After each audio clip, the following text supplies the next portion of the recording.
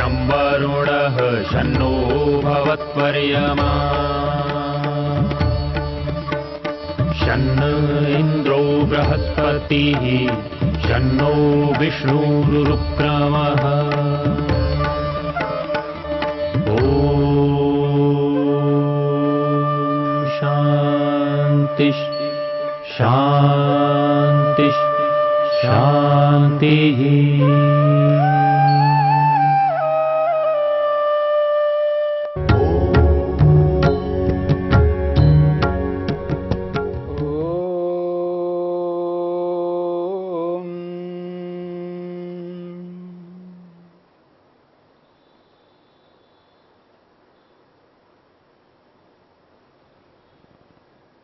मन की 5 वृत्तियों के अंतर्गत प्रमाण वृत्ति को लेकर के हमने विचार किया है। प्रमाण वृत्ति के बाद दूसरी वृत्ति है विपर्यय वृत्ति। विपर्यय को विपर्यय क्यों कहते हैं, महर्षि पतंजलि ने सूत्र के रूप में इसका समाधान किया है। विपर्ययो विपर्ययो मिथ्याजानम, विपर्ययो मिथ्याजानम अतदरूप प्रतिष्ठम। विपर्यय विपर्यय को समझाते हुए महर्षि पतंजलि ने सूत्र में ही स्पष्ट किया है मिथ्याजानम। विपर्यय का अर्थ मिथ्या ज्ञान है, विपर्यय का अर्थ विपरीत ज्ञान है। उस विपरीत ज्ञान को ही यहां पर मिथ्या ज्ञान के नाम से कहा है। मिथ्या ज्ञान का अर्थ है उल्टा ज्ञान, गलत ज्ञान, असत्य ज्ञान, अयथार्थ ज्ञान, यह है मिथ्या ज्ञान। मिथ्या ज्ञान को मिथ्या ज्ञान क्यों कहा जाता है, और सूत्रकार ने स्पष्ट किया यहां पर अतद रूप प्रतिष्ठम। एक होता है तदरूप प्रतिष्ठम और दूसरा है अतद रूप प्रतिष्ठम। तदरूप और अतदरूप। तदरूप का अर्थ क्या है, तदरूप को समझेंगे तो अतदरूप भी समझ में आ जाएगा। तस्य रूप तदरूप, तस्य रूप तदरूप, तस्य कस्य, जिसका ज्ञान हम करना चाहते हैं, जिस पदार्थ का ज्ञान करना चाहते हैं, जानकारी करना चाहते हैं, उस पदार्थ के लिए यहां पर तद शब्द का प्रयोग किया है। तद तस्य पदार्थस्य,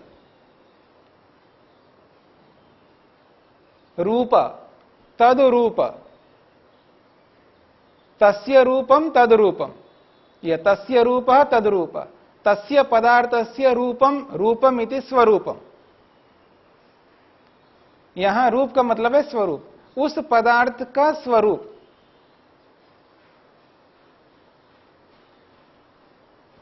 उस पदार्थ का स्वरूप जैसा है उसको तदरूपम कहते हैं। जिस पदार्थ को हम जानना चाहते हैं, प्रमाता आत्मा जीवात्मा जिस पदार्थ का ज्ञान करना चाहता है, उस पदार्थ का जो रूप है यानी जो स्वरूप है, वो पदार्थ जिस रूप में भी है उसी रूप को तदरूप कहा है। जिस स्वरूप में वो पदार्थ है उसी स्वरूप को यहां पर तदरूप शब्द से स्पष्ट किया है। तो वो जैसा है वो पदार्थ, जिस रूप में है, जिस स्वरूप में है, जिस स्थिति में है वो पदार्थ, उसी स्थिति को एहसास करना है, यह है तदरूप का अर्थ। पर यहां पर मिथ्या ज्ञान में ऐसा नहीं होता है। जो पदार्थ जिस रूप में है, जिस स्वरूप में है, उसके विपरीत स्वरूप में एहसास होता है व्यक्ति को। तदरूप अतदरूप, न तद्रूप अतद्रूप, जो तद्रूप नहीं है, उस स्वरूप में नहीं है, विपरीत स्वरूप में है। प्रतिष्ठम, अंत में शब्द है प्रतिष्ठम, प्रतिष्ठम विद्यमानम। प्रतिष्ठम का अर्थ है यहां पर विद्यमान। तद्रूप में जो विद्यमान है उसको तद्रूप प्रतिष्ठम कहेंगे। जो वस्तु जिस रूप में विद्यमान है उसको तद्रूप प्रतिष्ठम कहेंगे। और जो वस्तु जिस रूप में विद्यमान नहीं है, जिस रूप में स्थित नहीं है, उसको कहेंगे अतद्रूप प्रतिष्ठम। तो अर्थ हुआ, जो वस्तु जिस रूप में विद्यमान है उसको उस रूप में अनुभव नहीं करना, उसके विपरीत अनुभव करना, उससे उल्टा अनुभव करना, यही अतद्रूप प्रतिष्ठम का अर्थ है। तो विपर्ययो मिथ्या जानम, मिथ्या ज्ञान को विपर्यय कहते हैं। और वो कैसा है? अतद्रूप प्रतिष्ठम में है, जो जैसा है उस रूप में विद्यमान नहीं है, इसी का नाम है मिथ्या ज्ञान, उल्टा ज्ञान। संसार में मिथ्या ज्ञान इस रूप में व्याप्त है, पूरे संसार में जहां जहां तक मनुष्य हैं, कोई ऐसा एक मनुष्य नहीं मिलेगा जिस मनुष्य तक मिथ्या ज्ञान पहुंचा ना हो। मिथ्या ज्ञान की जो व्यापकता है वो एक प्रकार से व्यापक है, सर्वव्यापक के रूप में विद्यमान है। जहां जहां तक मनुष्य है वहां वहां तक मिथ्या ज्ञान विद्यमान है। संसार में ऐसा कोई मनुष्य नहीं है, बच्चा हो बूढ़ा हो, छोटे से छोटे बच्चे में और बड़े से बड़े वृद्ध तक व्याप्त है। किशोर बच्चा हो, युवा बच्चा हो, प्रौढ़ व्यक्ति हो, कोई भी मनुष्य हो, पुरुष हो, स्त्री हो, कैसा भी व्यक्ति हो, प्रत्येक मनुष्य में अविद्या मिथ्या ज्ञान व्याप्त है। और इसके आश्रय से कोई मनुष्य ऐसा नहीं है जो छूटा हुआ हो। सभी मनुष्य मिथ्या ज्ञान के आश्रय में जी रहे हैं। मनुष्य का जो उद्देश्य है, जिस उद्देश्य को लेकर के मनुष्य जन्म लेता है इस संसार में, जिस संकल्प को लेकर के आत्मा मां के गर्भ से बाहर निकलता है, गर्भ में रहते समय आत्मा का जो संकल्प होता है, जिस संकल्प को लेकर के गर्भ से बाहर निकल के आता है आत्मा, जिस संकल्प को लेकर के, जिस उद्देश्य को लेकर के जन्म लेता है व्यक्ति, वो उद्देश्य, वो संकल्प एक कोने में रह जाता है। उस संकल्प को ताक में रख करके व्यक्ति चलता है और मिथ्या ज्ञान के चुंगल में फंसा हुआ है, फंस जाता है। और इस मिथ्या ज्ञान से बाहर निकलना बहुत मुश्किल सा हो गया है। वैसे व्यक्ति बहुत ऊंची ऊंची बातें करता है, बड़ी बड़ी बातें करता है, बड़ी बड़ी योजनाएं करता है, ऊंची ऊंची पढ़ाई भी करता है, बड़े बड़े कारनामे भी करता है, पता नहीं क्या क्या करने लगता है मनुष्य, बहुत कुछ करता है। इतना सब कुछ करता हुआ भी इस मिथ्या ज्ञान के चुंगल से बाहर नहीं निकल पा रहा है। और इस मिथ्या ज्ञान ने मनुष्य को ऐसा जकड़ करके रखा है जैसे बंदरी जो है किसी मरे हुए बच्चे को पकड़ करके रखती है। उसको यह एहसास नहीं होता है कि यह बच्चा मर गया है। सूख सूख करके हड्डियां निकल के आ गई, तो भी बंदरी जो है उस बच्चे को पकड़ करके रखा है। और ये जो स्थिति है, यही मनुष्य की स्थिति है। मिथ्या ज्ञान इतना व्याप्त हो गया है व्यक्ति के अंदर, रोम रोम में विद्यमान है। कहने को व्यक्ति कहता है धन से कोई मुक्ति मिलने वाली नहीं है, धन से मुक्ति मिलने वाली नहीं है, पर धन के पीछे लगा हुआ है, वित्तेषणा से ओतप्रोत है। इसीलिए व्यक्ति उस धन के लिए समय निकालता है। धन के लिए व्यक्ति के पास समय ही समय है, पर मुक्ति के लिए समय नहीं है। कोई धन में फंसा हुआ है, धन के चक्कर में चला हुआ है।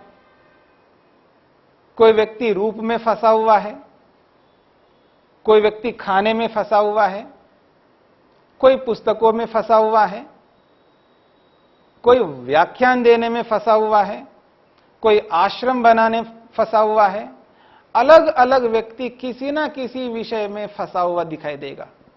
कोई क्रोध में, कोई लोभ में, कोई ईर्ष्या में, कोई अहंकार में, कोई किसी में, कोई किसी में।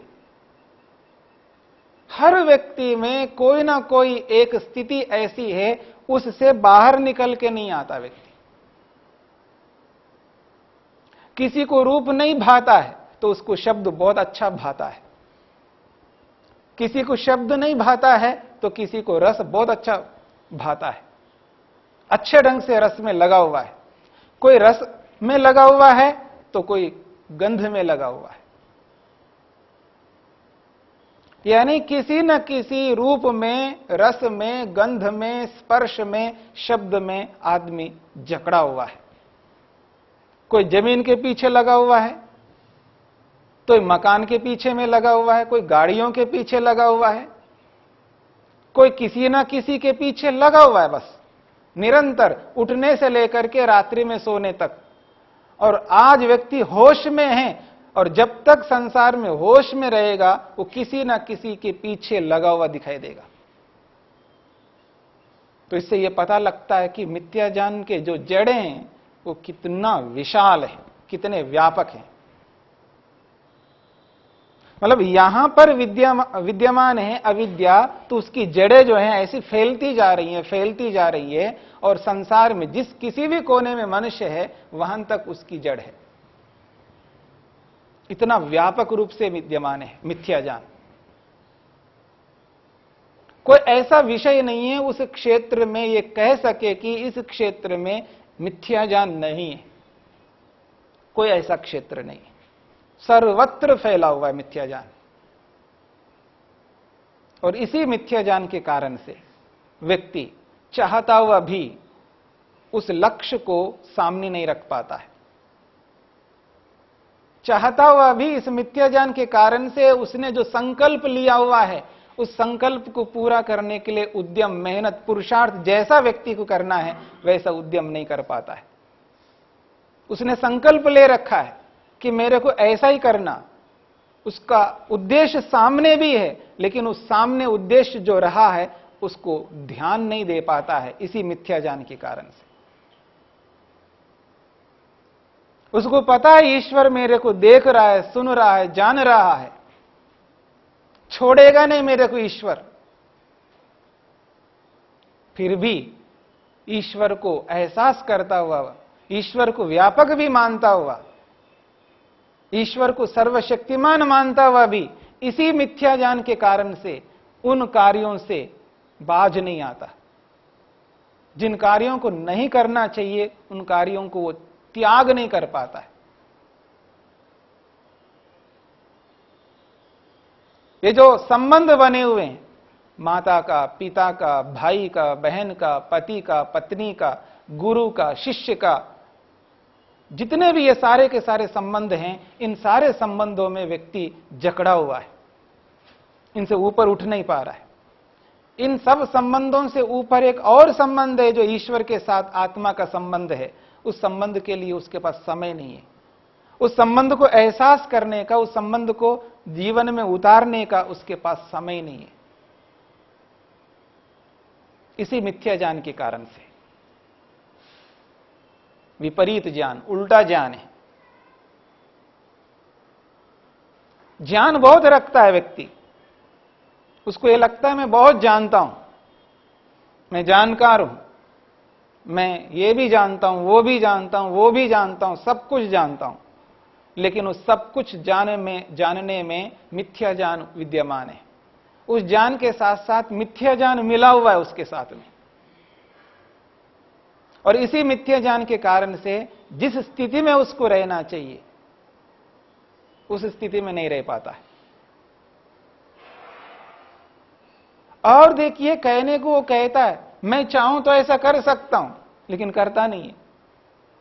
आश्चर्य की बात यह है, वो कहता है मैं चाहूं तो ये कर सकता हूं, लेकिन करता नहीं है।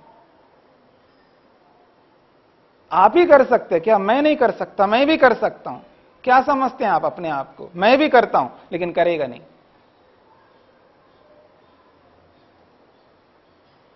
आपको ही बोलना आता क्या? दुनिया में आप अकेले हैं बोलने वाले। मेरे को भी बोलना आएगा, लेकिन बोलता नहीं। मैं रोक सकता हूं, ऐसा नहीं कि मैं नहीं रोक सकता, लेकिन रोकता नहीं।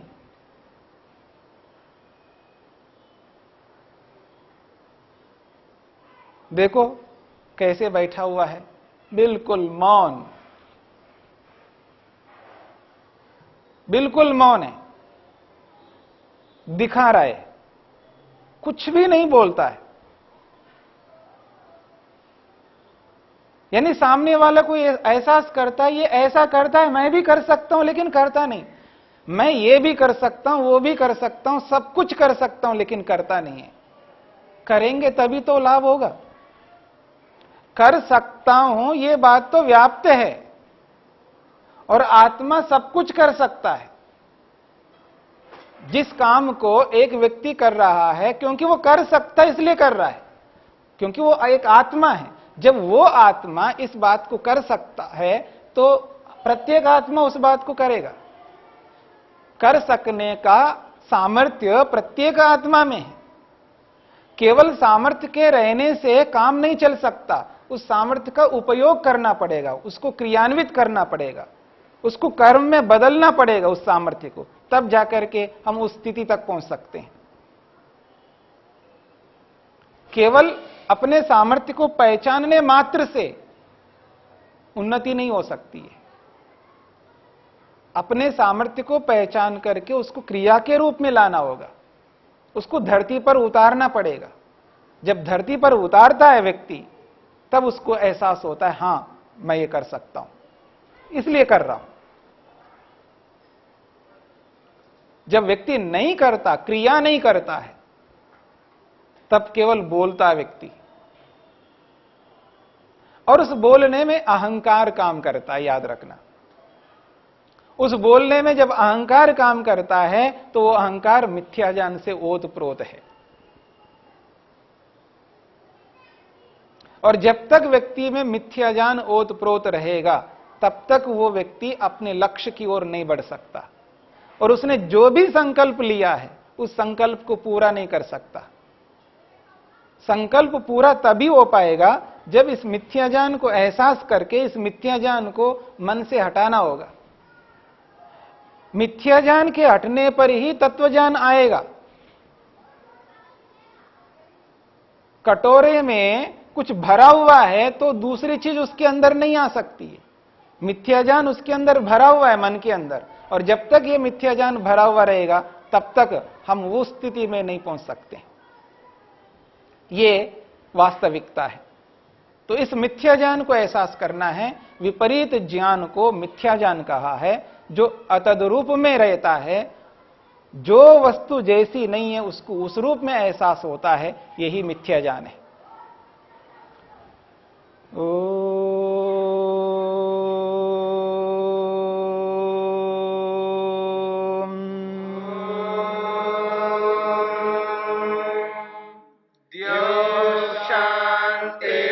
शांतिरंतरिक्षं शांति पृथिवी शांतिरापः शांतिरोषधयः शांतिः वनस्पतयः शांतिर्विश्वे देवा शांतिर्ब्रह्म शांति सर्वं शांति शांतिरेव शांति शांति